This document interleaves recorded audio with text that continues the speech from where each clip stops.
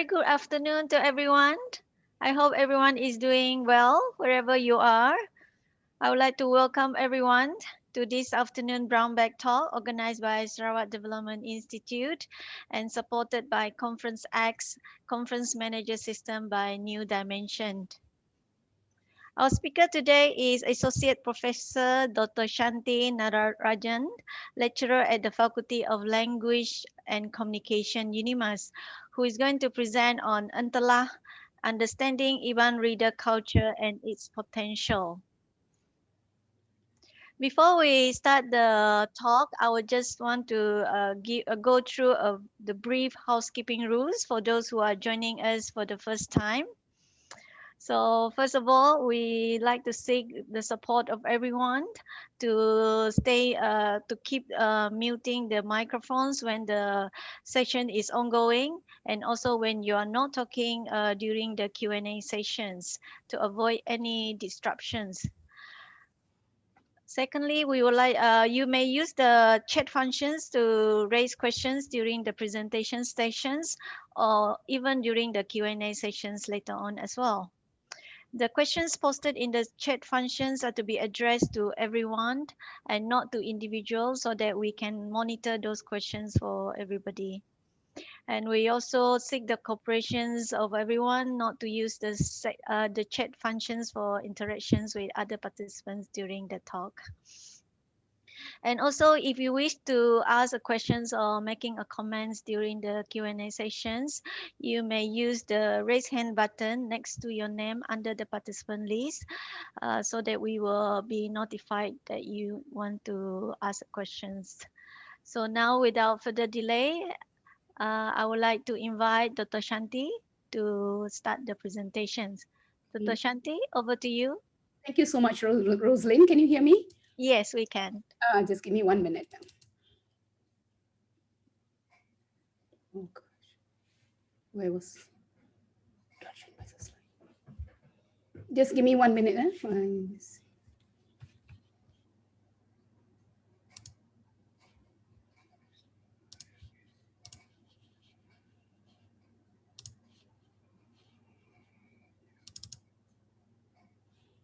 Okay.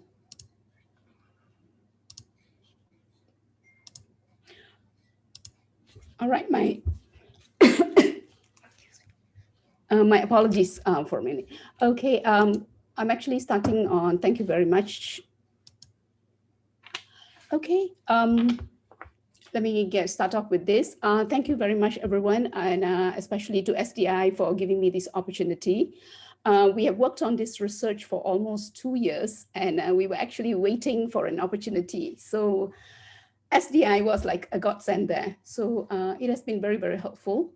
Let me explain before that a few disclaimers. Number one is thank you to all the participants for spending your valuable time on this interesting occasion. And the topic that I'm going to talk about is Entelah, but please, I would like to explain before that I'm not a native speaker of Iban. I do not understand Iban. And the thing is, I'm only learning at the moment, and I am a basic learner. Most of the information here is from my fellow researchers as well as the university graduate students and undergraduates. That being said, I think they have done an excellent job at the moment with the resources and the COVID situation. So what we're going to be looking at is what you call as ambiguity in Riddle language. The term ambiguity is used here simply because that's a linguistic feature that's often used, but I think in the field, it's normally known as wit. So whenever somebody says Entelah or any riddle in any culture, the concept is there's some intelligence, there's intergenerational, forefathers information. And I'll be using the word interchangeably. Is for the culture and ambiguity is for the linguistic situation. So just let me, I'll move from the global perspective to the local perspective just to show that this knowledge, because when we tried sending our papers, we kind of tried to put it just for Sarawak and tried to explain that it was only for Sarawak. And what happened was most of the top journals came back and they said, no, it is world knowledge and that's what you should be sending. And that's when at the university, I mean, at least in my faculty, we realized, oh, it's a bigger spectrum. And I think that's where we are hoping that this small session that we have would actually get more people to talk to us and tell us what actually is happening, because the little window we had, we learned so much, and so did our students. And we are hoping that this might actually set off. So there are different kinds of riddles. You find that every language and culture has riddles of their own. Maybe it has a different name. But what makes it so interesting is that because it takes us to a different world and it's a different adventure. And I think many of us, when we were young, we were actually fascinated because it takes you to a different place and puts the familiar into an unfamiliar situation, something unfamiliar to something that's familiar. And you say, why didn't I think of that? So we wanted to know what actually made this, because you find that a lot of this traditional knowledge, we kind of put it aside. But when you look through it through the sciences, then you realize like it was always there. Why didn't we actually use it? And so I was hoping that this opportunity will actually give us an insight into the wisdom that Sarawak has and how we can actually use this little coding formula that we came up with other languages and actually highlight what's happening to Sarawak. So bear with me if I'm wrong, please let me know, and we will be most willing to improve on it, because as I told you, I am not a native speaker, but we really have good intentions and we want to bring this up to a higher level. Hopefully that happens somewhere. So anyway, the question you might ask is why riddles? Why Entelah? Why Iban? So a number of reasons.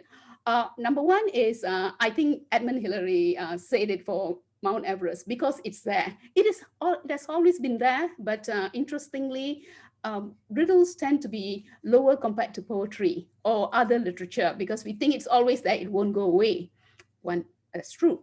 Number two is Sarawak or Borneo is the ground zero for Iban languages and a number of Austronesian languages. So if it doesn't start from ground zero, where else? And most of all, I think we at UNIMAS need more people to do a PhD on riddles or any of this knowledge. So we have a number of lecturers who are most interested, but we would love, it has been done on performance, it has been done on sociology, but the linguistic aspect has not been done. So what I'm trying to do here is show you a little sneak preview of the linguistic element and the coding that we have, and hopefully from there we can move on. So let's look at it. What we know is largely cultural and social-cultural, a number of researchers, and I should say many of this work has not been on riddles alone, it has been on performance arts, but Sarawak being how it is, I think Harrison did it in 1961, where he said a lot of work, you find it in the Longhouse, but Ibans being collectors, they love to collect it, and it is interspersed with other ritual knowledge. So, it's quite difficult to take out as riddle on its own. But another factor is some of them are very rare, precious thing, but because of changing beliefs and evolution of things, things that's moving around, sometimes we think that our knowledge is not as good as the others. And many do not get shared with the rest of the world. And I think it's so pitiful, because if you look at some of the riddles here, I was so surprised. I never thought about it. I've been here for almost, when I first came to Sarawak, and I've been here for almost like 12 years, 13 years, and I'm so surprised that how is it that some of it never struck my mind? And I'm sure you might also notice that. So anyway, I would like to start from some of those who have advised us on this, and I would like to just listen to how Entelah, that's what we are going to, is being used in Sarawak. So if you could hear. Longhouse, or even in town here, but mostly in the Longhouse, they gather the small children, okay, small children, you go around, we have a session of Entelah. So the man who conducts, we say, or recite, like in the studio, because in some of the Entelah is too long in the studio, so the one who conducts the session, he will read.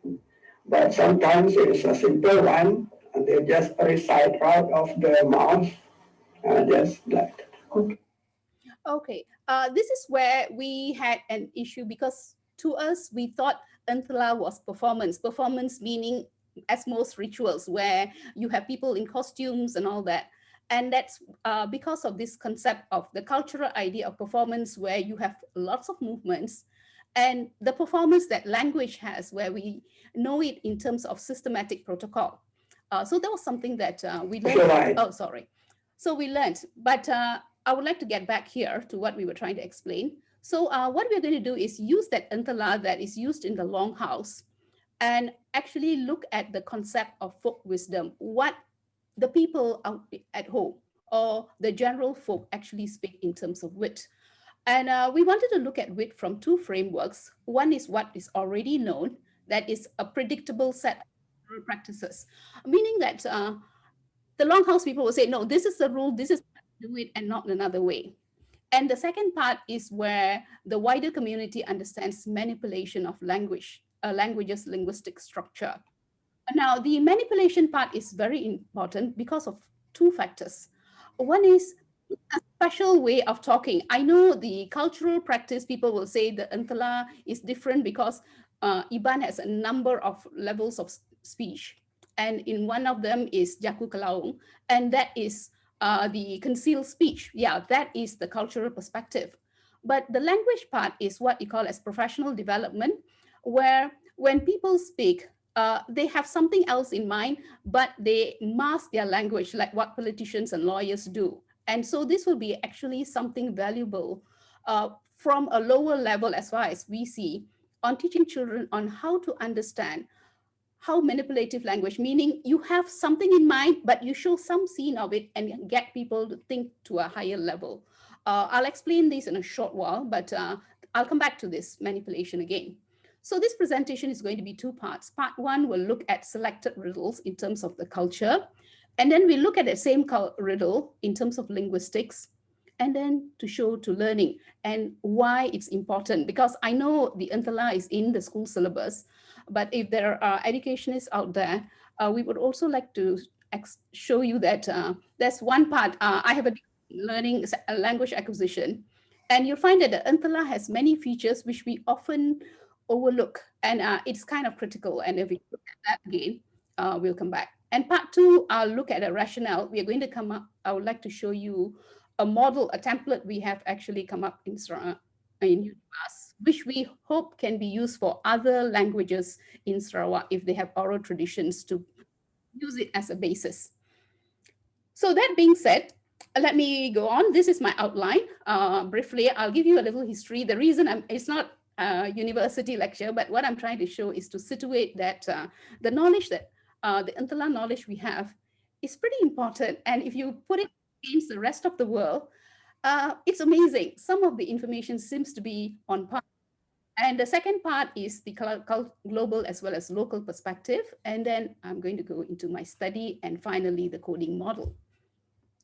So coming back, so this is where we have what we understand from Entelah is orally transmitted. There is supposed to be a question, but the Entelah that we have in the Iban culture, sometimes there are questions, I guess, between each other, but all that we saw was interrogative statement. They make a statement and they use what you call as leka main, and there's this idea of some names and icons and symbols that are used from leka main that comes into the Entelah. Of course, there's a manipulative language, is the concealing of the knowledge, which I like to explain how we look at it. And then there's the speech act, which is because Entelah is given, there's this concept around the world, ethno-cultural perspective, that there are some verbs or some words in the world which all of us share. So words like give, ask, tell, fight, attack, we share, but we may have a different meaning. And we would like to see how this meaning gets realized in the Entelah as one window. So anyway, coming back to what I'm trying to explain about Entelah is quite difficult to understand sometimes to an outsider, simply because a lot of people will have different interpretation. And sometimes it's the idea of finding who is actually speaking, because each person has their own interpretation. If you look at this, I think it's a family member, both of them. But if you notice it, it's quite, both are enthusiastic, and that's what you call as folk literature, I suppose, or folk knowledge. And both of them are keen to inform the interviewers. And if you just have a look at it. It's kind of interesting, and they were trying to explain the meaning of the bat, I believe. Okay. Karena Iban ada dua sebutan untuk peluang, satu semawang. Semawang tangkap po ya. Semawang. Ada yang lesap ini kesindap. Kesindap ini sama jadi jawabannya melalui pembayang kuning ya. Kusi yang menjawabkan. Anak-anak mau tahu kalau kesindap ya. Macam udah saya ya. Melalui jawaban nasi ini tadi om. Lesap ya, kesindap. Ya, kemana tidak? Oh, kalau tiga boleh? Kalau kesindap ini macam besar dia suka di daun pisang yang masih belum.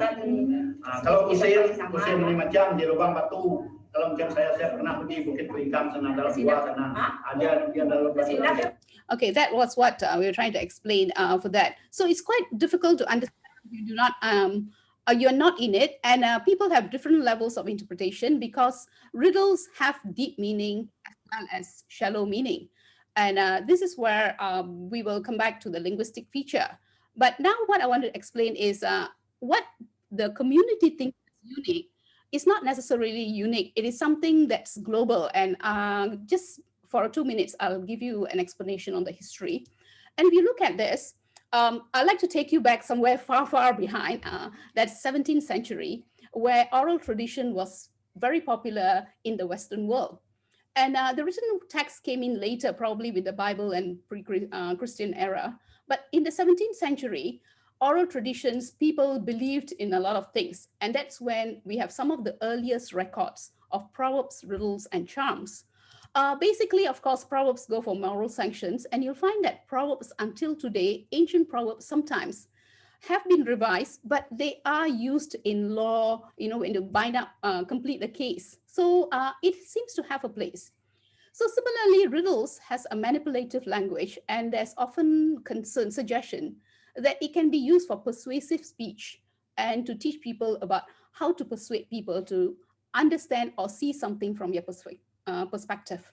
And of course, there's charms, there's instrument of magic. That's not what we're working on, but the riddles is what we'll be working on.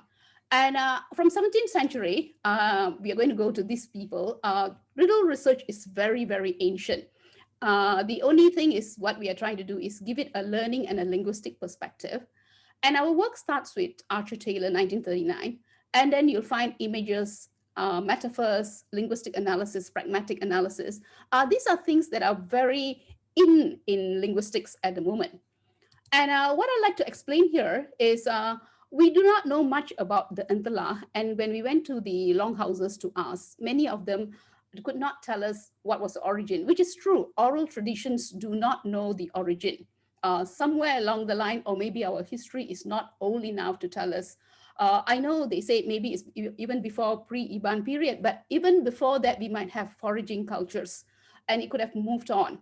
What I'm going to use is Holbach, who actually said this for the Europeans, the Dutch, in 1989, where he wrote about how their riddle culture and oral traditions could have happened. And I think there is an analogy we can actually look at for Sarawak, because we met 3 experts, and all 3 experts say, no, it's not possible to trace, which is true.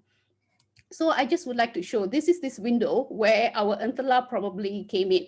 That's between the oral and the written text, which probably made people, some of them feel that the written text actually took over something, or there was a need to show that one was better than the other. That being said, this is what happened during this pre-Christian era, where you'll find that it was regarded as ordinary with magical features. This was expected because the jungle was not exploited. It's scary, it's dark in the West as well as in Asia, I'm sure.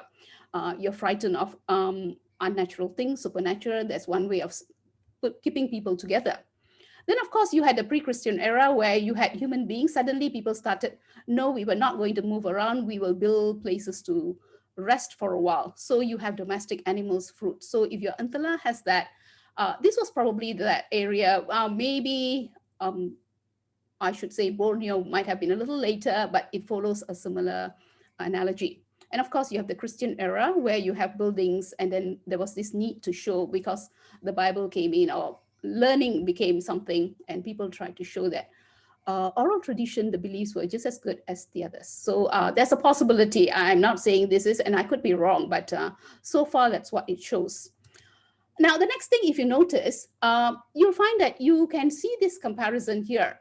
Ancient Rome, they've always had it there, where they talk about certain things, nature, you've got gods, you have got spirits, spirit world. In Norway, you have the same concept. Then you have place names where you have guardians of certain places. So you have a hantu that takes care of here, or a spirit here. And people consistently find that sometimes being a conservationist, you appreciate the people there and you respect. So that was one way. And that's one of the reasons it could have happened. Then, of course, you also have where they believe they build up monuments and things like that. So it's all over the world. I'm not going to go there. What I'm trying to explain is we are similar to what I should say the Romans, the British, the ancient Irish, as well as the Greeks have been. And apart from that, there was a second stage where there was this idea, because religion came in as well as believers, non-believers, there was this idea of suddenly people talked about having a pact. So if you knew riddle knowledge, it was associated with some special spiritual knowledge or a special code. And after that, it was followed by, they said, no, denying of the devil, and then there's visitors from heaven. So it could have, and I could be wrong, but this is the Western concept. So you have this idea of visitors from heaven. It's a given, it's an upper world being. One of our respondents actually gave this to us.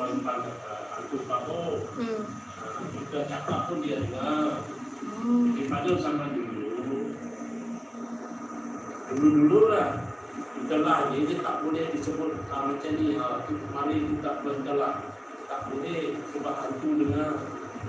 Saya pakai perkataan hantu lah, nanti kalau memang dalam Iban pun orang dia berentelah diajak lapan hantu dengar. So, jadi tak berentelah isu Imperial ada apa tu? Jamuan untuk hantu lah. Nanti dia macam penduli lah, baru kita tak kirim karena baru betul. Kalau tak nanti hantu datang dia mau makan, kirim pun untuk makanan hantu lah. Dia tak ada makanan ni, dia marah, bukan sakit lah. Okay, the Europeans have also a riddle called Noose Riddle, where there's supposed to be this ghost which will go around eating people. And until there's this one human being who, or the hero of the story, he would know the riddle answers, and then he saves himself. So this Noose Riddle is a very common thing. And also you find that it's available in Iban Riddle. So many of these concepts you'll find overlaps. We actually looked at something like 467 riddles from the Archives Tun Juga Foundation's book on Entelah, as well as from the field. And there was some we could put in. We weren't too sure. That's why we need more researchers to actually help us on that area. So coming back, let me place this here. So taking all this together, I'm like to situate my background here. What is known so far about riddles in the Western world as well as here is that riddles are supposed to have an image or a question and an answer. Now the Entelah has got two additional features which is in the image. Which is the Ululunga as well as the Menua. And these are supposed to be, at least in language learning, you are buying time actually to help you. So these are clues as well as mapping devices. The next thing is we find that a lot of research has been done on images, and we are also going to be looking at the images. The metaphor is the concept that keeps reoccurring until it becomes part of the language. And linguistic, of course, where is this ambiguity? And all these are known as the wit that comes in. And that was what our study was supposed to be. This has got something to do with education, and I'd like to explain. And this is also known as the wit. Do let me inform. I would love to hear from you if you have a different perspective on it, but this is where our concept was. So at least this background history, I'll just like to bring this back before I go back to my Entelah. Many languages around the world have riddles. oral riddles as well as written riddles. They have different names, but the tradition says, so that's why you'll find that riddles we have, but our Chinese riddle might not be the same as an Iban riddle or another one. We might have some overlaps, but very often they have very unique ways of looking at something, a perspective. Both written and spoken riddle are equally important and they have a long history, but oral communities normally look at the spoken language very differently compared to the written language. They have certain names, certain person, animal, which seem to have special powers. I think that happens to the Entelah. So what I'm trying to drive at this moment is we cannot think of oral tradition as any lesser. They have to be thought of in positive term, because when you really look at some of the knowledge they have, we'll be amazed that they are very skilled in the techniques, but it's probably because this kind of knowledge has been shifted to humanities and language and less to sciences. People seem to look at it as lesser, but it is not inferior. So this is another feature I'd like to go back. So now, oh, sorry. Okay, so let me go to the study that we have. So when we wanted to look at Entelah, there were a couple of things we understood, that Entelah has the same language, which is used for ritual, which is also used for riddle, that Jaku Kelaung. And then rituals often have upper world beings, which is supposed to, if you use their names, it can give benefit to the listener. That was what we understood. And the next thing is there's such a thing called wit. They say akal budi, or something that you have something that's intelligent, which comes from your forefathers or from someone else's. So something to look at. And we wanted to look at it in terms of meaning and as well as linguistic. Now we had to look at meaning because a number of us did not understand Iban, so we had to translate. And we found that by going back to the community and asking them, coming back and then putting it through to our own department lecturers who spoke Iban, we could actually come a bit closer to the meaning. As a possibility, we could have made some mistakes, but I think most of it were quite basic. Ambiguity was misdirection. That's what our concept, or clever use of language and manipulative language. That's what we're going to be looking at. So this is what our study was supposed to look at: the culture, what is wit in the culture, what is wit in pragmatics, what's wit in linguistic, and what is metaphorical. Let me show you a little bit of this. So this is the Western riddle. There are two frames that we know: cultural and linguistic. That's how people normally will look at riddle knowledge. Now, cultural knowledge will give you the context for studying the language. Linguistic will give how information gets conveyed. It's easy, but it's not that easy, simply because the language is confusing. If I'm an outsider, I won't understand. The local people who know the culture have to explain, otherwise misinterpretation will definitely happen, and that's where a lot of problems. Same issue in real world. And the second part is linguistically outwit. What is this wit we wanted to know? So you look at this wit. We went to see these people, and I think they didn't have a degree, but they were intelligent in their own way. And if you listen to it, it'll be very interesting. They were trying to explain why Entelah is clever, and this is the concept.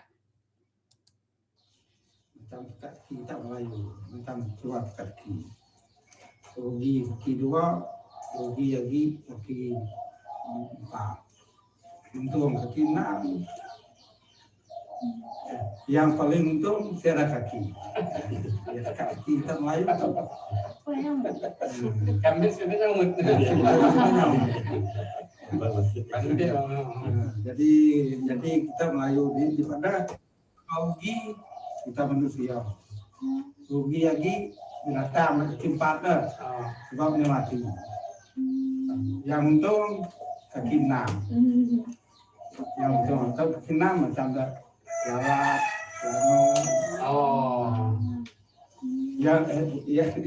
yang betul lagi ulat cara kaki.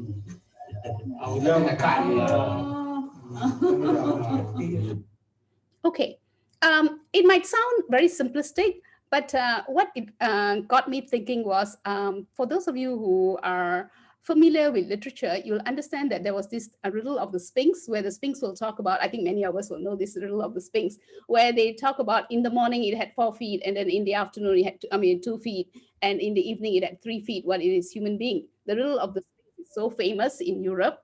But what he was talking was no lesser. And I think that is that intelligence, the ability to connect what is familiar, what's everyday, into something so intelligent. To me, I thought, no, he might not have gone to that school that many of us went, but he had a lot of resource knowledge, which is that wit. But we also wanted to see what Entelah had. So coming back, the Entelah has got performance and linguistic. This is what we have done. This is what we didn't know much. So, and then we knew about Jaku Kelaung and ritual language, but when we went to speak, we realized that there was so much to know. There was another part we thought we could understand because we've read a number of books. I think Iban has been well written by anthropologists and sociologists. So they talked about this upside downness and a number of concepts that you have. But what is interesting is this ritual language, Jaku Kelaung, all these metaphors is what the Western world calls as world language, which is very, very valuable simply because it has what you call as cognitive, the way we think, categories, the way we classify things, which is very, very useful, the grammar and the metaphors associated.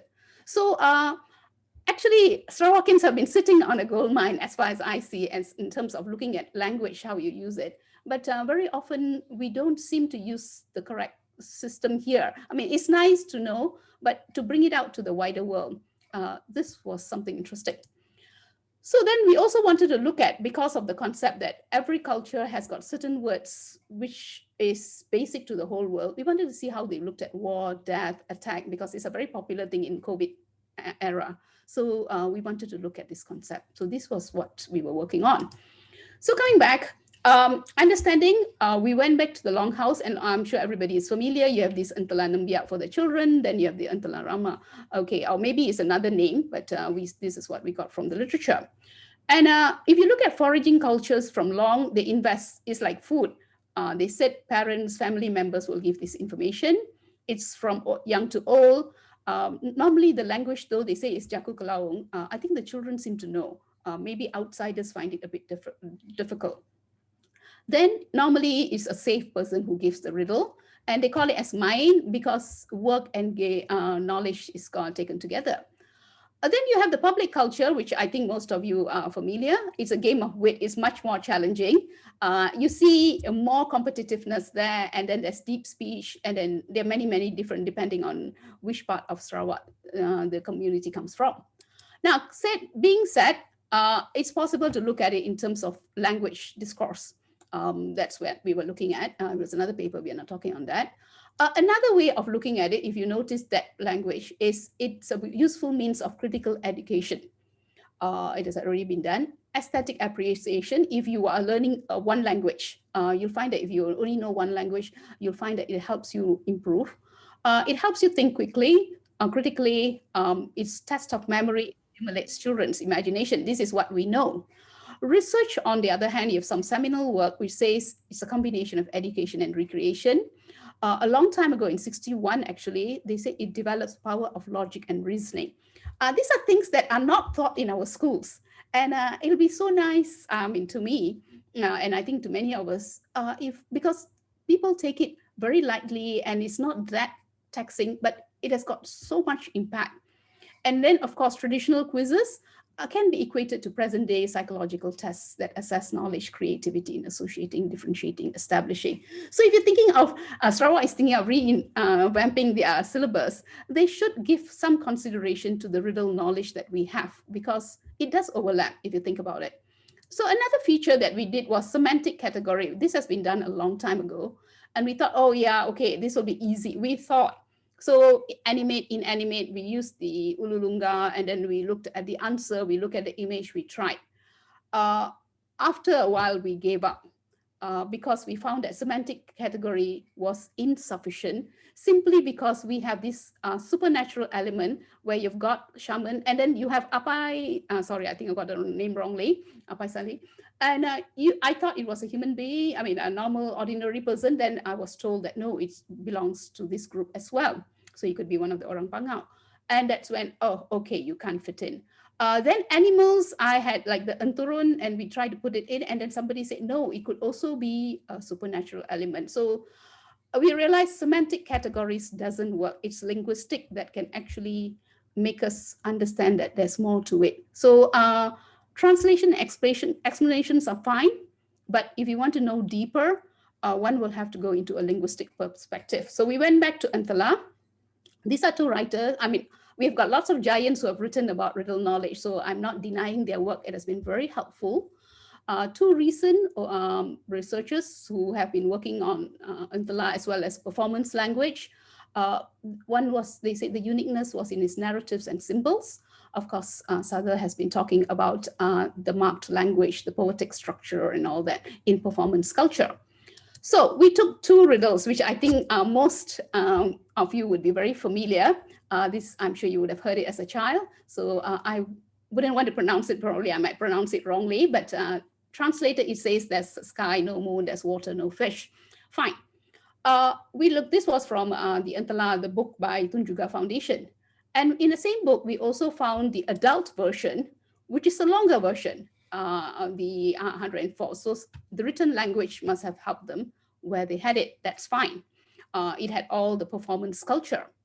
But on a higher level, when we did an analysis using a CMAT tool to see how it goes, you don't have to see the small words. I just would like to show you how it goes.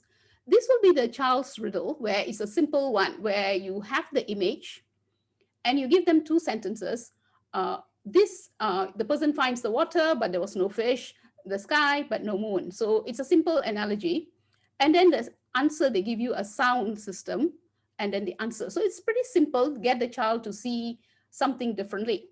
But the adult version was pretty good. It had its own human form-like thing.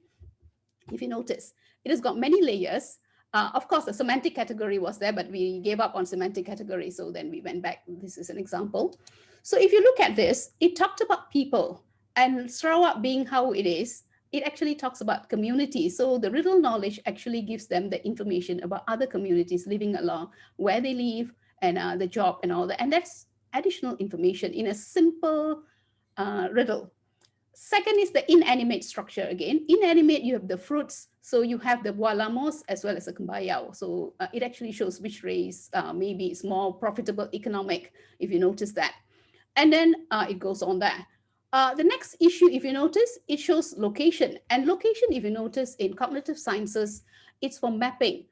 Societies, traditional societies normally will feel that all good things happen in the house or the river, and anything outside the river and further, it will be something to be careful. So this is where the mapping feature comes in. So once again, cognitively, the Entelah seems to have a number of things subconsciously or consciously, I'm not too sure. But all this makes sense for the learning of a mind, activating of an alert mind, which we seem to have overlooked. So apart from that, of course, you have the sound system. It sounds like the phonology, which linguists are always interested in. So this is the world knowledge that we can actually look at, and I'm trying to get at. So now another issue that we often look in pragmatics, before I go to the linguistic, just a few minutes, there are three things which makes Entelah very, very useful for young children or in schools or in education system. So let's take back that same thing about the water, no fish, the sky, no moon. So what happens is normally we can actually say a coconut, you know, a coconut, it's green, it's round, it's near the sea and all that. But what you have is this salience principle where they do not use the feature of the coconut. They don't talk about the shell. They don't talk about the husk. They talk about cutting the fruit and looking at the water. They split open and they see the sky. So the devil is in the details. They ask you to look beyond it and not the external feature. And it works. This is what we call a salience. And so that's the coconut. Now, another feature is accessibility. Here, if you notice certain information, this is a concept in cognitive sciences. Your mind is in such a way that you will only remember certain things immediately, like human beings, after that objects. So you have two things called context independent and context dependent. So if you have this word, the spirit waiting in the water, of course, there was another one, hantu berkedumur dalam tanah. So you've got two concepts. So here, if it's water, then you notice it needs to survive. And that's that concept for a growing infant. And then the other one is hantu berkedumur dalam tanah. The tanah will be for the tapioca. and that shows the nutrients. So somewhere along the line is this awareness, which is called accessibility hierarchy. If you put the water, your mind immediately clicks certain things. This is one other concept. Then of course you have the ululunga, you have your kibung, the sound at the back, which actually helps. That's the extra clue. Another one you have accessibility is for numbers. 2 pillars, 1,000 thatches, atap 1,000. 2 pillars normally will think of legs, something that can move, so it becomes chicken. When you have 1 pillar, unless someone has broken their leg, normally you'll think of inanimate object. So that's how it goes. So interestingly, our forefathers actually knew what was happening. And I think every culture, they do that. And these are learning skills. To top it out, so scientifically, we want to explain there are 2 ad hoc categories: 2-legged, 2 or more legs, as that's it. Then, of course, you have the word periok and you have the word manok. So that is also another thing to help. So it's not like No Child Left Behind. Some people can immediately catch it, but sometimes you need a little time to think, and that's where they give you the sound, which helps you to come back. I'm sure the community or the culture will have a different explanation, but this was the way we were able to explain. Now 13, on the other hand, it is not, because 1-legged animals are rare. So you have this jagung, this helps by time. Other symbols I could go on, but there are many things you can have. But this one, if you notice, I think these are all very popular ones, riddles. So here you have blowpipe and large shield, that sumpit and terabai. So for small blowpipes, your mind will immediately think of power and locomotion. And if you notice, this kind of ad hoc categories are taught to us when we do our GRE, when you want to go overseas. And that's where you do semantic organization and relationship. And this was being taught to these children, or exposed to these children at a very young age. They had a fantastic home syllabus, which it's a pity we are losing it, because many grandparents are going away unless they have resources and they can Skype and talk about this. Maybe we might just end up losing. So that's one feature. But Ululunga is another phonological match. So there's many things to learn about it. Now the next one is parallel features. And this one, I think the culture normally says you have your language, you have rhymes, you have internal rhymes. I think sociologists have also talked about it. They have the Entelah main and all that. But linguistically, excuse me, my apologies. So linguistically, we say our brain actually has a tendency to look for opposites or similarities. So if you have cut vapor, actually I have the word, I forgot to pass the word. I think both brasap, something like that, if I'm not mistaken. Number 16 is, yeah, I'm sorry, I can't get it immediately. So that is the words that you have. Let me see if I can get back. So I'm sorry, this one goes off. So these are different, the structure, if you notice, my apologies, somewhere along the line. So what happens is these are repetitive actions, and these repetitive actions actually helps the child learn their conceptual framework. So that's another way of looking at it. So the next one I would like to show you is the pragmatic rules. And this is also another one where our brain tends to look at opposites, bony, skinny, or similes. These are many, many features. So I'm not going to give a lecture on this. What I'm trying to say is that there are so many cognitive values which the Entelah seems to have, and we have not been able to document that, and that's something important. To top it out, so putting all of it together, what we wanted to do is look at what you call as linguistic ambiguity. Can cognitive pragmatics as well as cultural be interpreted into linguistics? And for this, so far what we have done, we have is 3 people, Denhart, who actually says, yes, you can do all that, but you have to look at only the sound phonology. There are similarities in sounds, and maybe if that riddle has it. The other person is Papicillo and Green, who says, yeah, sound is very, very important, but other grammar is also important. Of course, the last one is the most interesting. He says, no, it has got something to do with principle of least effort. That means we are basically, our brain is tuned. We want to make it simple. So if somebody asks you, okay, will it rain today? And you say the word ba, and then you say, what is the name of that animal? Ba, you know, that kind of a concept. So it's a lazy word. Maybe the father was too busy or the mother was so busy. So the child asks, what's inside that soil? And it's the tapioca. The father was too lazy or he didn't know the name. He says, hantu, hantu. And then next thing he goes to the mother, the lady who's pregnant, and he says, what's inside there? And he didn't want to explain. And he says, hantu. Maybe that's the principle of least effort. So that's based on Zip's view. So there were 3 ways of looking at it. So what we tried to look at was one, that whether these features were there. And this is where you have a concept. The concept, I think in Malay, is bangsa lain yang empunya, bangsa kita yang makan. So that's the thing. So here, a name like that, another race owns it, our race eats it, can be anything. And that's where the ululunga comes in. Because if you don't put the word buah nyala, immediately the word will not come in. So the community realized sometimes when you don't have enough clues, contextual clues, then you need to give context dependent clues. So that's where you have, and this is where in linguistic we have what you call as polysemy. And I think you have it as bahasa dalam and I think shallow language as well as deep language.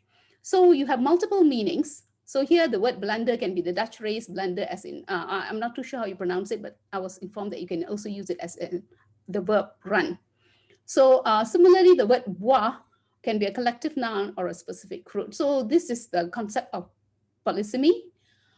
Even more than that is what you call as a semantic trigger, where the moment somebody says buah, immediately your mind will go to a number of issues.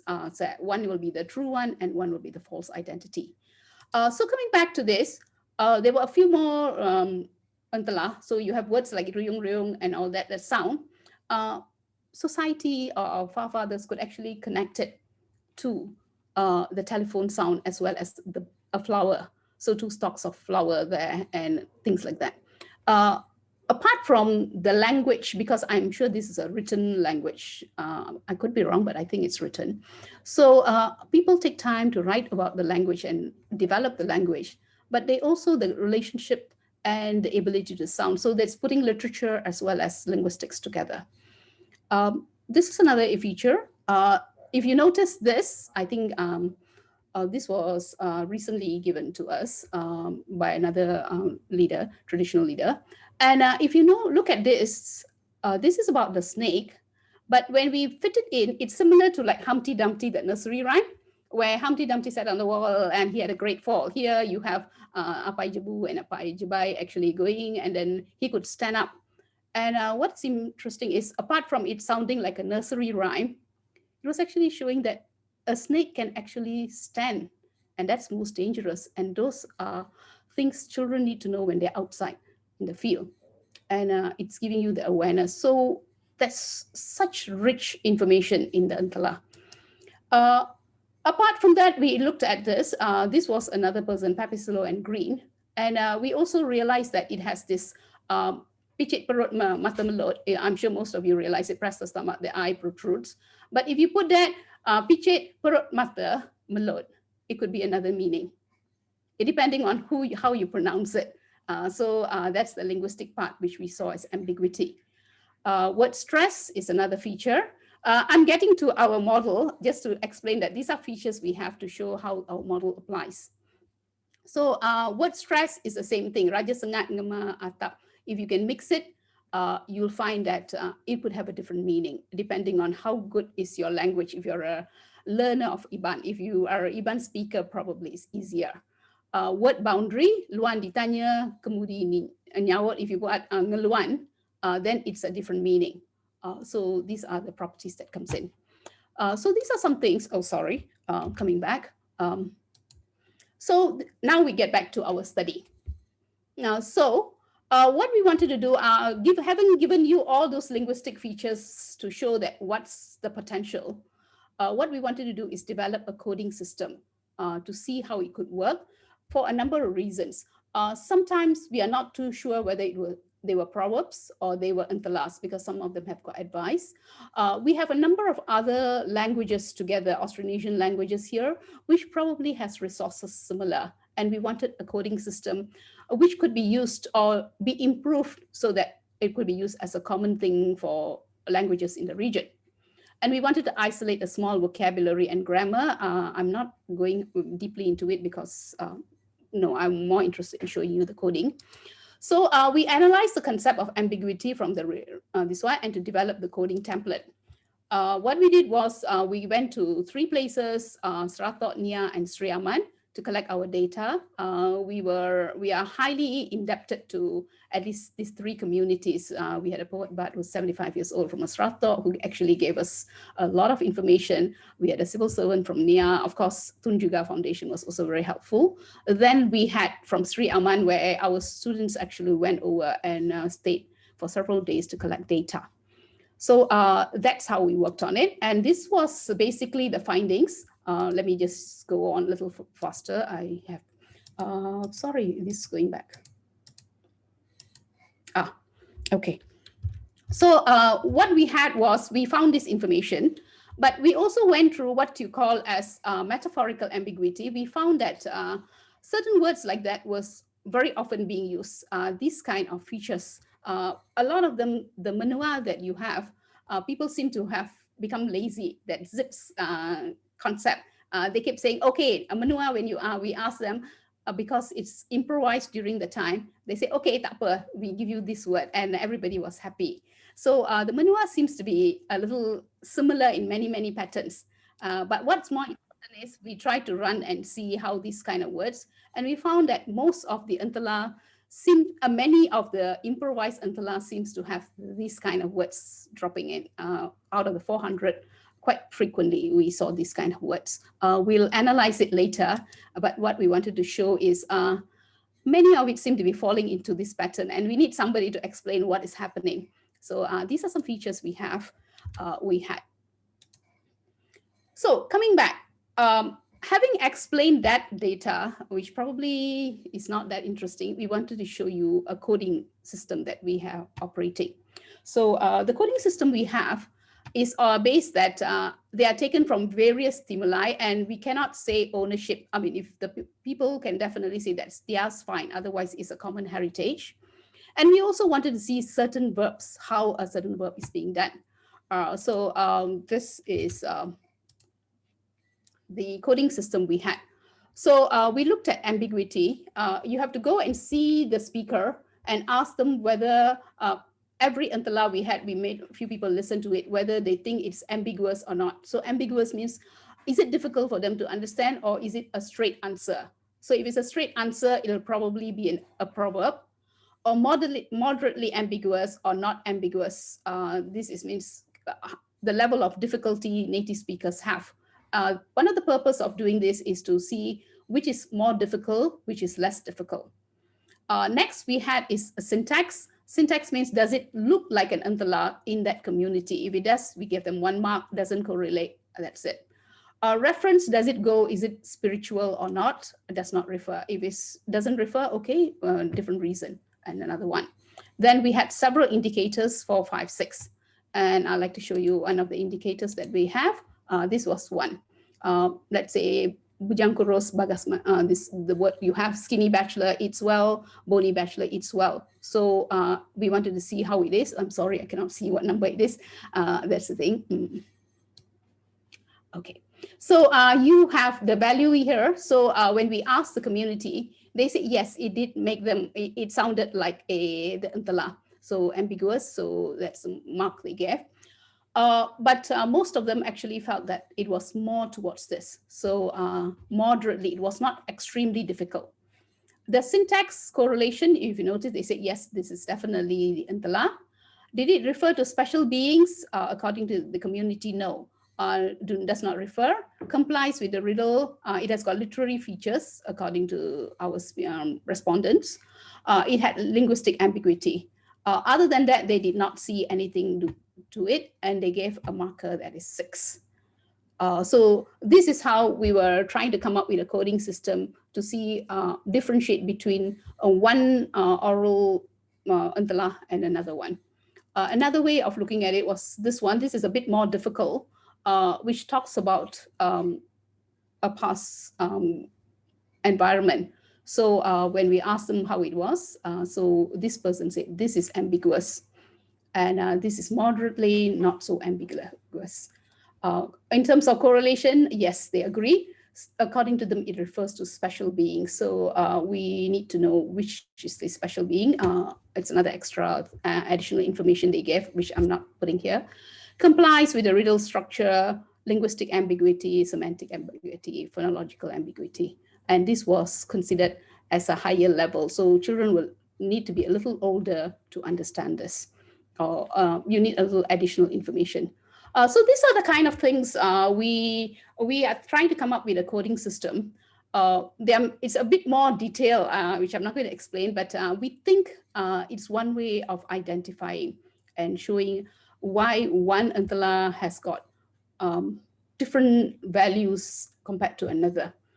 That's what we are looking at. So that's our applied example.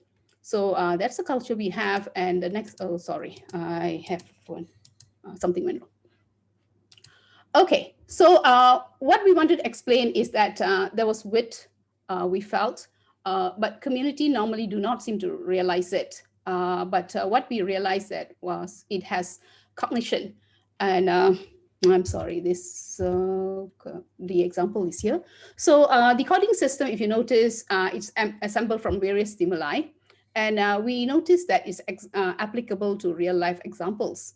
But what is more important about the whole research that we found is that number one is community were very excited to give their own feedback. I'm not sure where my final example is, but we found that a lot of people, there was a lot of goodwill.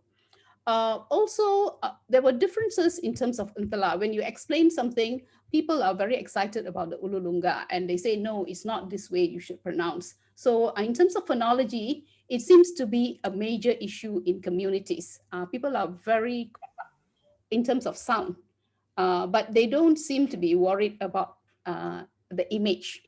So the knowledge is still there.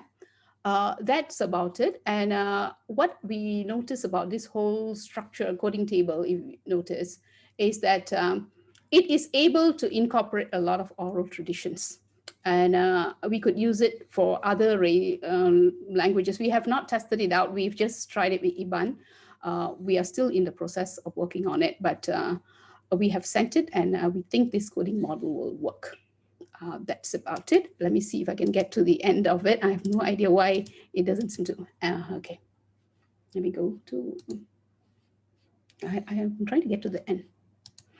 Just give me a minute. Okay, so this was our team.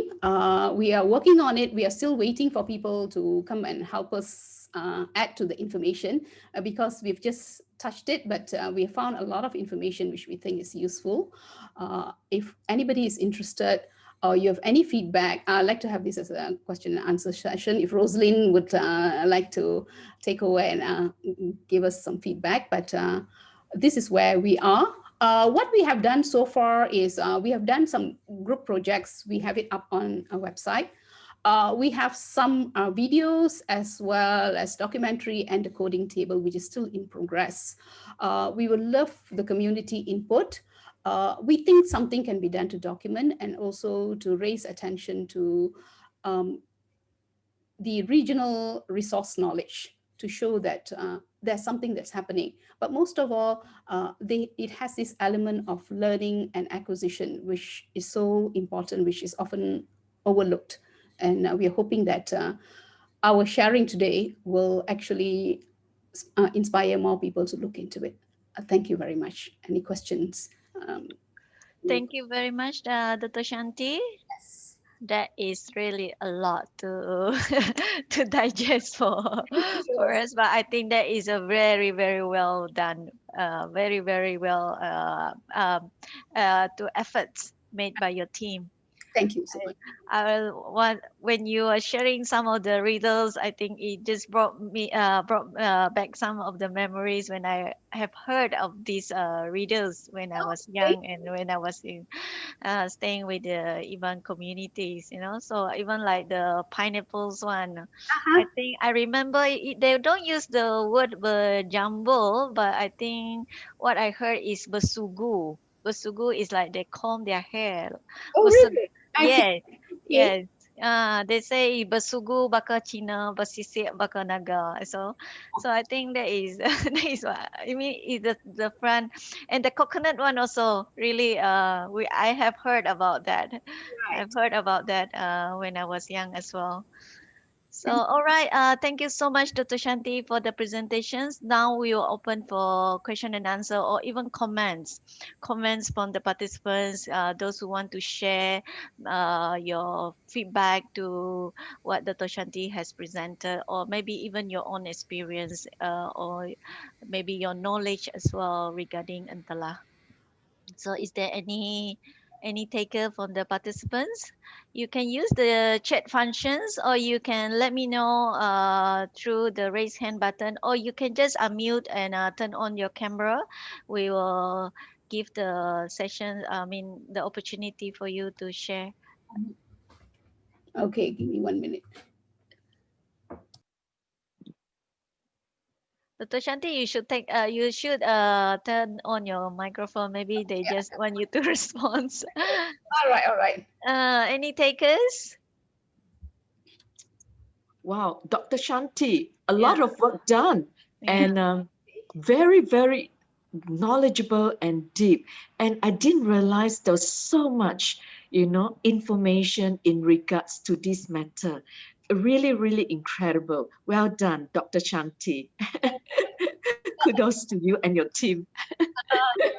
1 minute. I was really humbled by the people at the Longhouse, honestly, when they started explaining. It was really a different experience. Thank you so much. Yeah. Dr. Dorothy, do you have a questions or?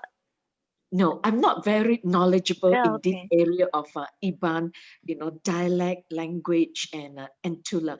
But I'm learning so much. I All didn't right. realize it was such a deep field, to enter into. Wow, for Yes. the linguistic section. Yeah, thank you, Dr. Th- Shanti, again. Thank you.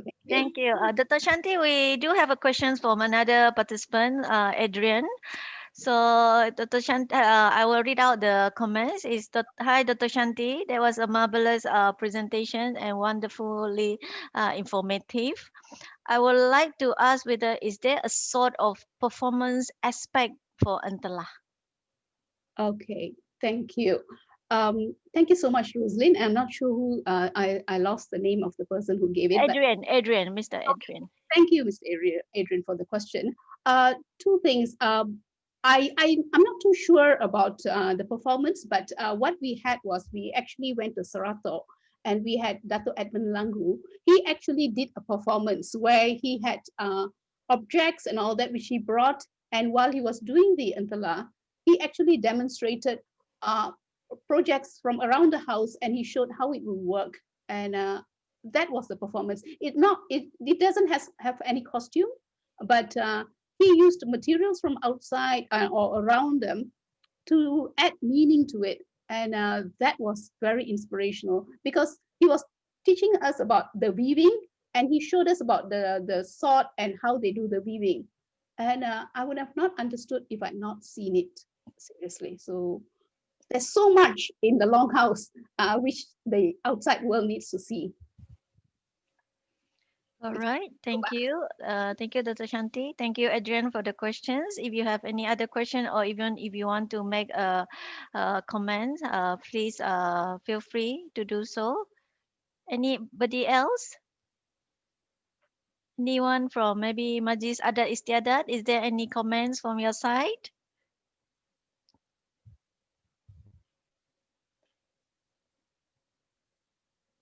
No, seriously, we could be wrong, Rosalind. So we would love input from the community, and that would help us correct if I made any mistakes so far. It's just good intentions, but Yeah. So anybody else from the participants who like to share, or maybe who are still having, maybe who have such knowledge as well? Maybe out of curiosity, Dr. Shanti, how much is it still being, how many people from your research field work, how many like these, those who are still very knowledgeable in on Entelah still around in the Longhouse? Okay, from what I've seen, there seems to be two groups. I could be wrong. The grandparents and all seem to have this feeling that it is their ancestral knowledge, and there's a need for this ancestral knowledge to move on. And of course, they add on. But there's another group, which is probably the poet bards and people who are very good in the language, who seem to have more interest in making the language sound more poetic and more beautiful and more. So there's two levels, the younger children where it's resource knowledge, and another group which is very concerned with how beautiful the language, so the literature as well as developing the language. So if we can marry both of it, I mean, at least in education or in learning professional development, if you can show that knowledge as well as how language can move along, I think there's so much that's possible. That's how I see it. I don't know how many of them really know it, but every house, they know what is Entelah. They take it a little lightly, I think. It's just that I was surprised that the manual didn't have many changes compared to the earlier ones. But other than that, everybody seemed to know it. I think if you're a native speaker, you know the Entelah, you take it for granted. That's it. I was just wondering how much more new Entelah has been added on to. We hope to publish it, but when we compared 3 different periods in time, the same Entelah has been revised, and you'll be surprised. People have become a bit more docile, but the same idea is there. Maybe another paper or some other opportunity, but we were just overwhelmed. All right. All right. So we have some questions coming in. You hold on. I think Adrian extended a question as also like an extend to that question earlier by Adriana. So it's more like a communal entertainment in a way, bearing in mind with the insightful knowledge. Okay. Yeah. Is that an observation or is that a question? I think it's like an extension to the question earlier on. I think maybe this is his he put it a question mark, so it's like a question. At the moment, it's communal, but Rosalind and Adrian, my concern is, I think very often what we have is it's not normal riddles like any other Western riddle. You think it's a question answer, it's enough. But actually, this Entelah has got more than that, because you have the Ululunga and you have the Menua, which is mapping, which I don't see it in many Western riddles. They don't have that mapping feature. Also, it actually, the images takes the community, and I think this is what the education, I may be wrong, but I think in education, we just have the Entelah and the answer maybe, and an isolated one. But if only we can identify a few and make it as a Sarawak heritage, look at it, because it looks into many. I mean, I thought the coconut one was so, simple and yet so meaningful. And there were many like that, which is not only for Iban. I think it's for the whole of Sarawak, and many other cultures have it too. So that's the idea behind it. So it's that learning aspect. Yeah, sorry. All right, sorry. Yeah. Okay, we have a few more from so I think we have your ex-students here. It's Amanda Dixon, cohort 3, Faculty of Language and Communications. So first of all, I would like to congratulate you on your retirement from faculty, which is I think next year. So her question is, for lexical ambiguities, is there a specific methods you use and coding systems as well? Yes, it's the community who's to enrich us. Sorry, Amanda, isn't it? Hi, Amanda. Hi, Amanda, number one. Number two is, yes, there is. But I think a session like this is pretty short. You have to sit with the community, because two things. Linguists, we might have our knowledge, but the community has to tell us whether it's appropriate. We have a context, whether it's ambiguous or not, and we are looking at it, and it's based on epistolo, the literature I gave earlier, the salience factor, the stress factor, and all that. But community is very defensive. Sometimes they say, no, we don't say it this way. It's people in Nia who say it that way, and Sri Amai. So that we probably have to iron it out. But other than that, it's normal. It's the same as the Western system.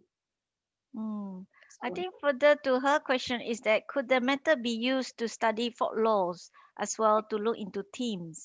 Yes, of course, definitely. I like Entelah because it has not been researched that well. Poor thing, it has not been given enough attention, I think.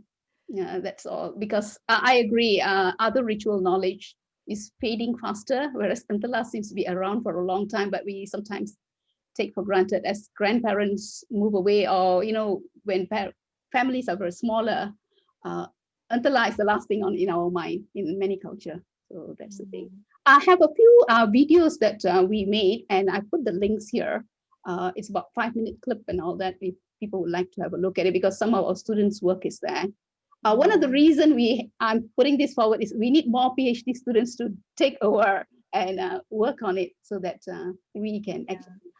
Okay, Dr. Shanti, we still have a few more comments or questions. So the next one is for Mr. Charlie Dundang. Yes. So hi, Dr. Shanti, congratulations to you and your team for giving insightful explanation on Entelah. Academic-wise, it was a great job done by your team. Just for info, Entelah is so rich in languages and a lot of terms used cannot be translated directly because of the complexity of the language used in reader questions. So I think that is a comment from Mr. Charlie. Yes, Mr. Charlie, I'll take that seriously, and we'll try and incorporate that into our coding to put maybe that is difficult to explain. I understand. I anticipated that some might be very, very difficult and sensitive. Yes, but thank you, Mr. Charlie. I really need this kind of input. All right, I think we have another ex-students of Faculty of Language and Community, Rina Shera Mindu. Okay, Rina. Yeah. So she would like to ask that is there any semantic methods that you and your team use to study the Entelah? Thank you, Rina. Rina. Okay. She is representing Utusan Sarawak as well. Oh, okay. All right. Thanks. We use a semantic method because we have a few categories and we tried. But our semantic category, as I said, we found that at one point there's a problem because of the supernatural element. The semantic, it will overlap with animate and inanimate.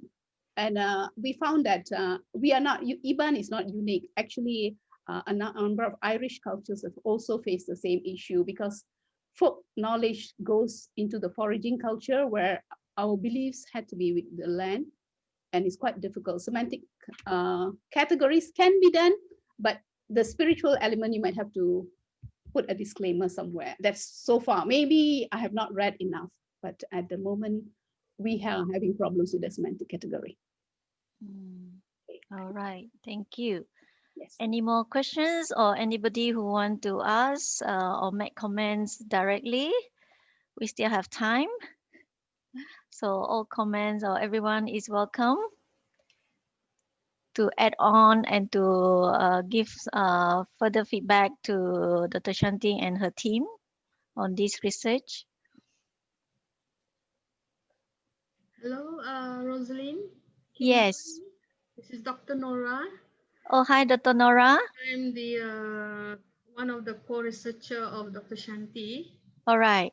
Right, for this project. But I have also written a paper with Dr. Shanti on documenting under-resourced languages. Yeah, I see that the Iban language, there's a lot of resources there, in print, on the internet. Yeah, but I just wonder, has anybody or are there anybody doing some documentation work on the Iban language?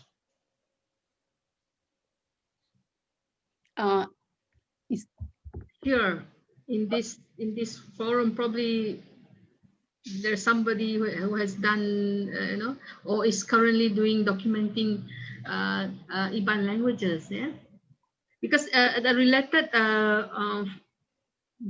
what Dr. Shanti is doing now, on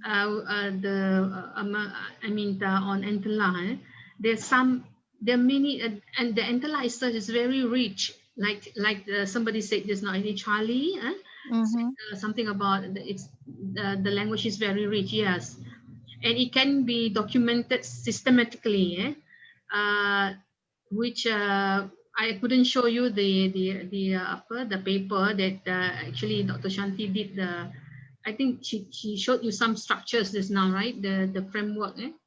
So when you do documentation of the Entelah, for example, you could include all this in the documentation. Secara digital documentation of the of Entelah.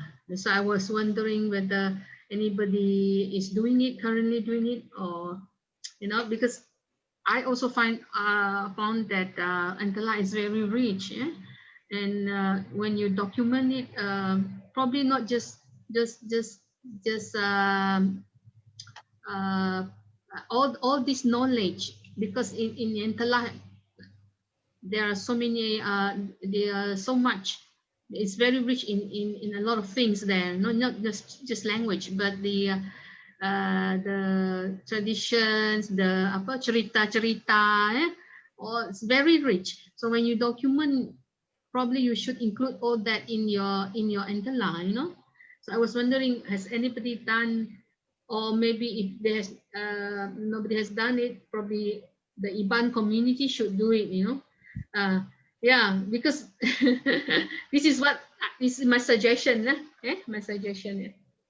All right, thank you, Dr. Nora. Maybe I would like to get maybe Majis Adat, Istiadat, who are here with us this afternoon, to maybe give some feedback on that.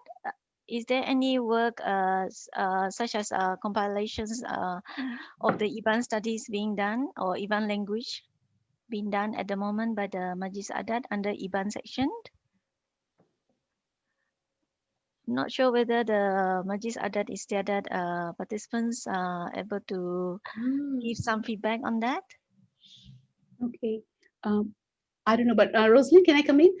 Yes, of course.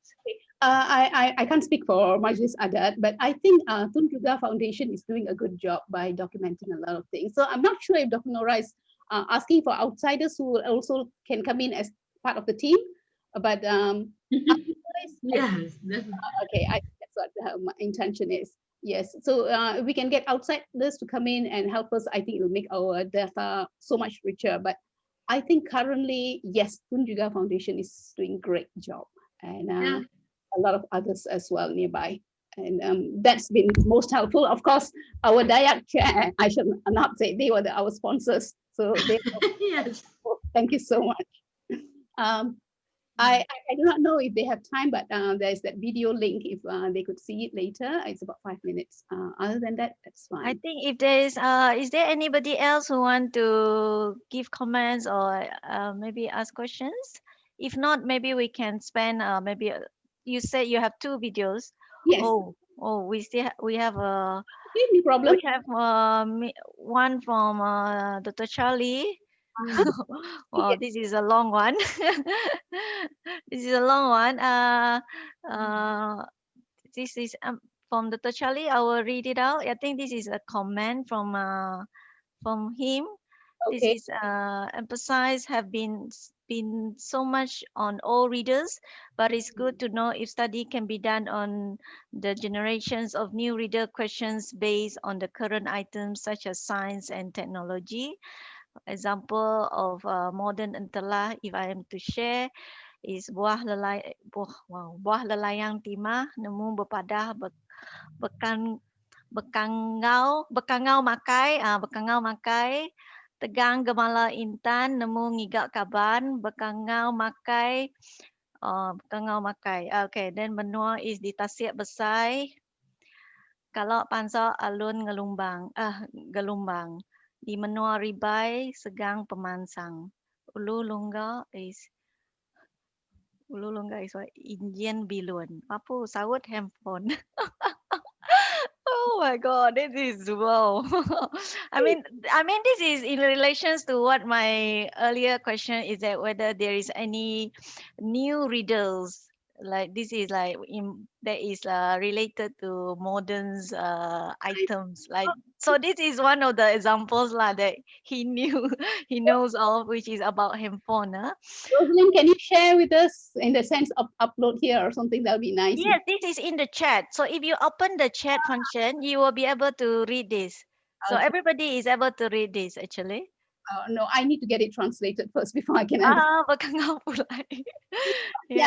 Yeah. Much, this is the kind Wow. of data we are looking for if we can get these new recent ones. All right. All so, right. I think, Dr. Charlie, I need your handphone number and your email address. Yeah. Please, Dr. Charlie, thank you so much for these new sharings.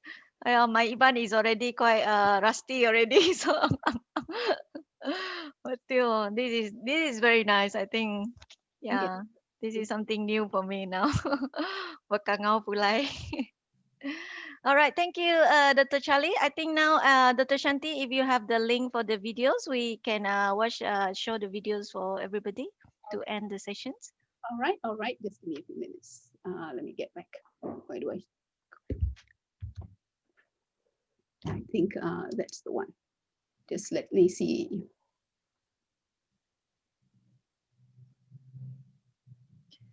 Just give me a few minutes. Isn't it there? Okay, it just because it's on YouTube, so I thought it should come in.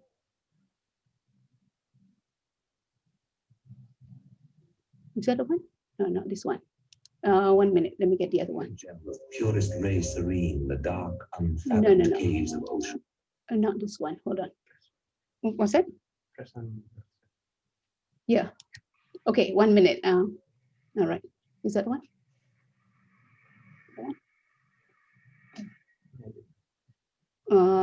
Which is the one that the main one? I'm sorry.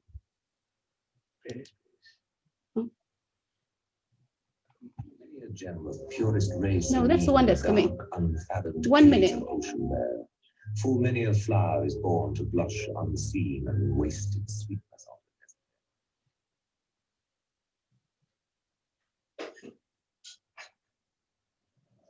on. Our main one. Sorry, is it good? Is it good? Okay, my apologies. That's the trailer, that's why.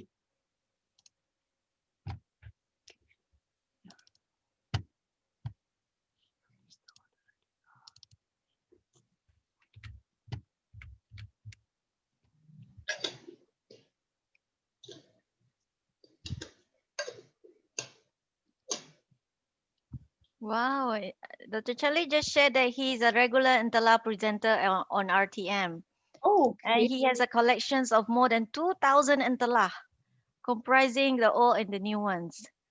So he's in the process of publishing a book, at least 5 books. Wow. So hopefully That's by incredible. next year, May 2021, everything will be completed. Wow, congratulations, Dr. Charlie. Congrats, Dr. Charlie. Just give me 1 minute. Apparently, I thought I had the links working, but just.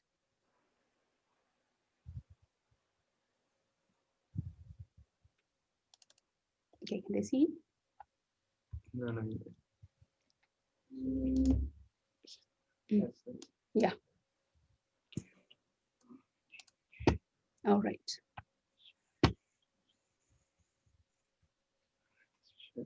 That's the share below. Okay.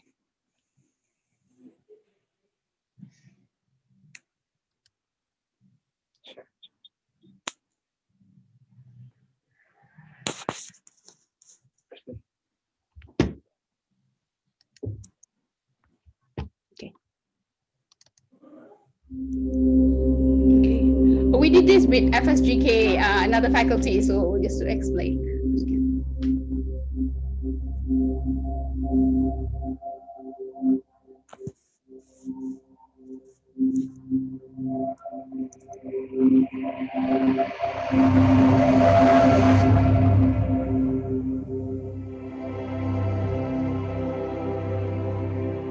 Early riddle research can be traced to the ancient cultures of India, Palestine, Mesopotamia, and Greece.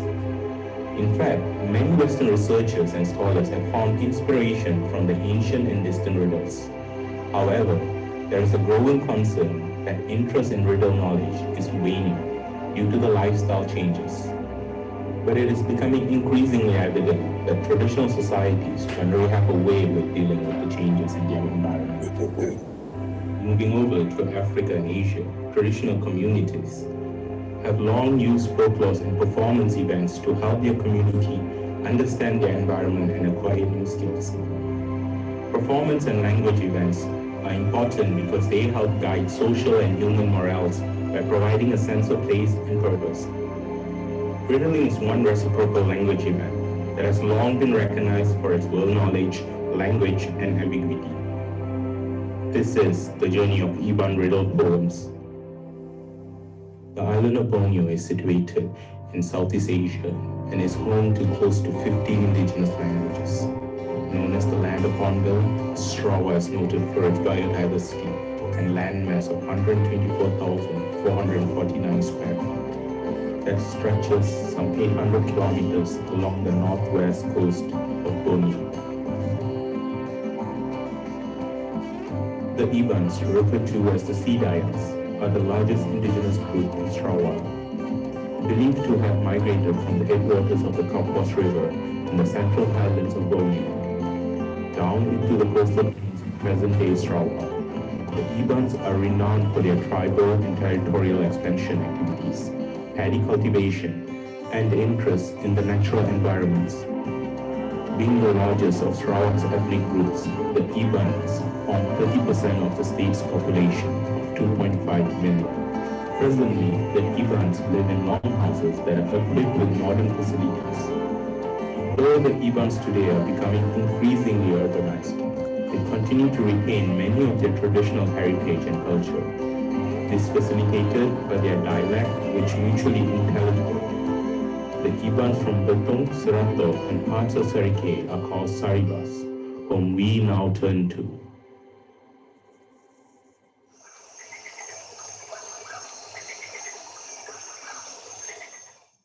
Itu teka-teki orang-orang Iban dulu. Itu satu tradisi Iban. Teka-teki, macam teka-teki kita Melayu lain, tapi kami lain lagi. Jadi itu si dapat ditegang sampainya habis. Entelah is just innovation, just a life innovation. I don't know who started the Entelah, who taught Iban about the Entelah, and why Entelah was used in the I saw that. It always improved.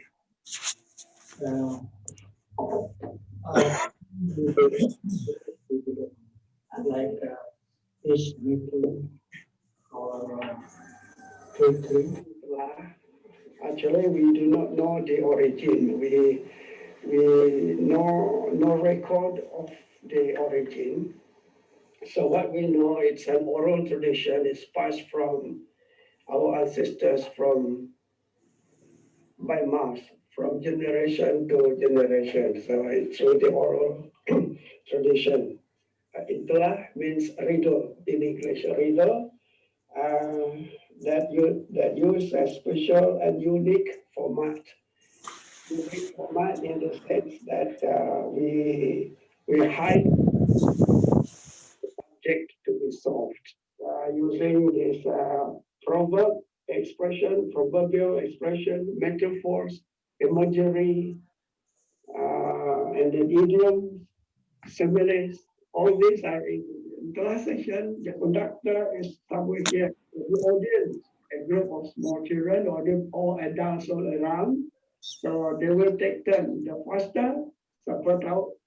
But angkat tangan, jawablah. The first person to respond, that is the one who is have the wittiness, has all the imagination, all this knowledge of the language, and so on.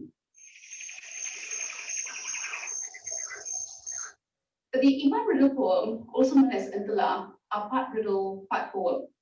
And they actually exist as texts in archives and in publications.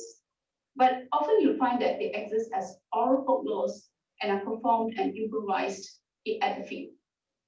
Now let's start off with a working definition. A riddle is a traditional fixed phrase. It's a verbal expression consisting of two parts. Normally there's an image and an answer. And what is interesting is being a riddle, there's a seeming contradiction. Now, one immediate difficulty that we would have in interpreting the Entelah would be that the word Entelah is not similar to other Iban performance rituals. This is despite the word falling under a special speech genre that's specific to the performance language. Now, let's look at two types of riddle. These are quite common. You'll find them in a lot of studies. Now, type 1 would be the category of the generic true riddle that's often found in Western riddles, where riddles comprise two parts. Number one, the image that functions as the question, and the answer, which is known as the lalai in the Entelah situation. Now, the image generally provides a new perspective of a familiar object. So that's this perspective that makes it interesting. The next thing that comes in is a clue in the form of the ululunga. That's actually the end rhyme, is included to help the listener arrive at the correct sounding answer. So what happens is when you listen to the riddle, you're supposed to also listen to the ululunga to arrive at the answer. Now, it normally has a similar end sound, and very often there's an equal number of syllables that matches the answer. So this makes it even more easier for the person to arrive. So that's the entry point. Now, the type 2, on the other hand, is often a formulaic riddle. Type 2 has a rich imagery and normally includes details of places, toponyms, people. You find that normally we have what you call as technonyms, and human activities. So this is where you find that the riddle is actually a source of a rich imagery of natural environmental resources that's available. Now, there will also be parallel stanzas with attention to end rhymes, and this is known as the Entelah. And there's also stanza transitions, repetitions, symbolic references. These are what you would actually, the Westerners would consider as literary features. And you see what people can do with the language. Now, an alternative way of actually looking at the Entelah would be through an experiential learning situation. Imagine you're a listener and you're trying to understand the language. But you might understand Iban, but be unaware of the answer immediately. And this is where the ululunga comes in. It will be introduced, and it will have the same end sound. So you're supposed to listen. The Entelah must have an ululunga, and then that's when it becomes an Entelah. And this will help the listener match the answer with a similar ending word. So that's what makes it very, very unique. The thing that you need to notice is the menua. The menua is a location, which is also another clue to indicate where the answer or the object can be found.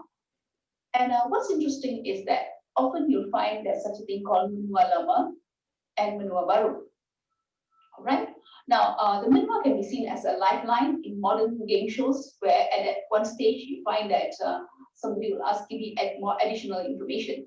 So both the old and new location will be given, and the old location normally is somewhere in the jungle, and the new location could be any part. They'll actually make references because Entelah has been improvised in modern versions. So you will actually notice that there's a lot of information that you can actually get from the Entelah, and this is what makes it extremely unique. Semua kai jebai, nadai jari tahu pegai, dikerigai tingkah batu. Kai jebu kai jebi, tergerak jalan nadai kaki, berkerinci atas rabu. Bulu jaga, menol, rau nyaku tinggi tubuh, babas repok, kafe kampung. Ini ular.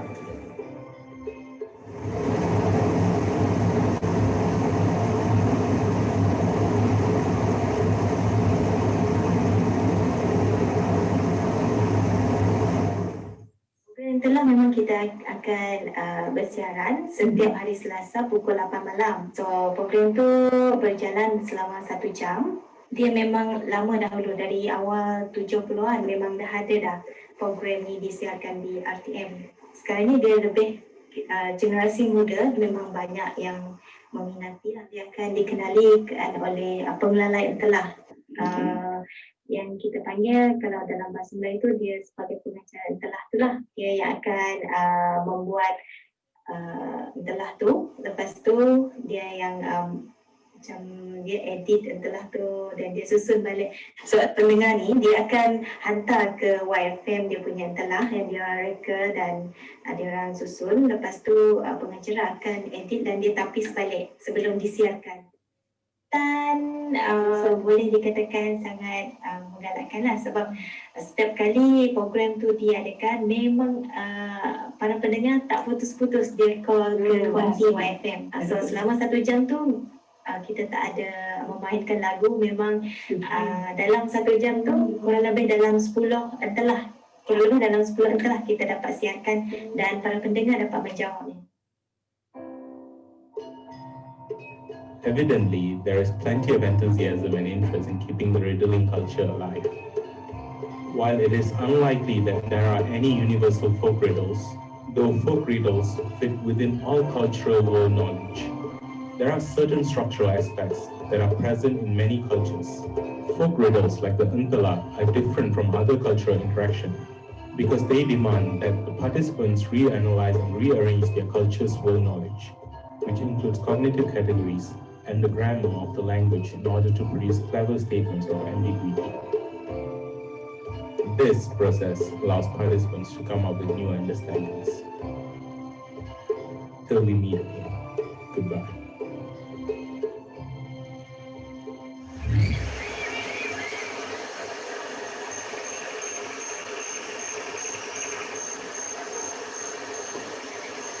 Thank you, Dr. Shanti.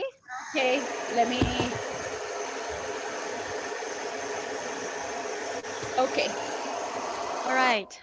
So now I think to end our sessions, before we end our sessions, actually, I would like to invite everybody to take a group photo. So please turn on your camera. So for those who are comfortable to do so, please kindly turn on your camera so that we can take a group photo. Oh gosh, not many are comfortable, are they? So just smile, look at the camera and smile. So our side here will do the print to take the photos. Okay, keep on smiling. Are you all opening already the video? Camera. Video korangnya. Okay, smile.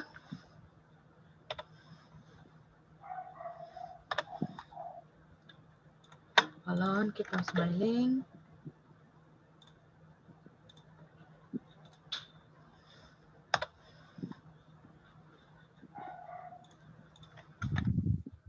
Another one, hold on.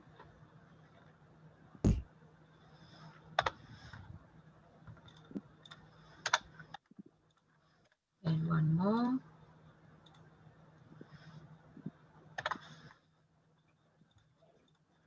Okay, done. All right. Thank you so much. So once again, I think I would like to thank Dr. Shanti for the presentations, for the very interesting and informative presentations. I hope this will encourage more studies on Entelah in the future. Thank you to all the participants as well, for those who are asking, making comments and sharing your knowledge on Entelah. Thank you so much for your participation and support. And last but not least, thank you to Conference X team from New Dimension for supporting the talk today. With that, I wish you all a good day. Take care. Keep safe. Goodbye. Thank you.